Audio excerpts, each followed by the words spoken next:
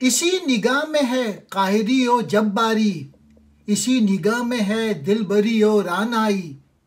काहिरी और जब्बारी ये अल्लाह ताला के दो सिफाती नामों काहिर और जब्बार की सिफात हैं।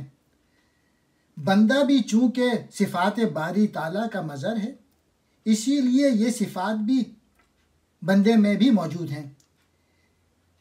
दिलबरी कहते हैं महबूबी को, रानाई कहते हैं ज़ेबाई। इसी निगाह शौक़ की बदौलत खुदा के बंदे में बातिल के साथ मुकाबले के वक्त कहर, जबर, हैबत और दबदबे की शान पैदा हो जाती है। और इसी निगाह शौक़ से जब उसका वास्ता अपनों से यानी हक़ परस्तों से पड़ता है तो वहाँ यह निगाह अपने अंदर महबूबी और ज़ेबाई की शान पैदा कर लेती है।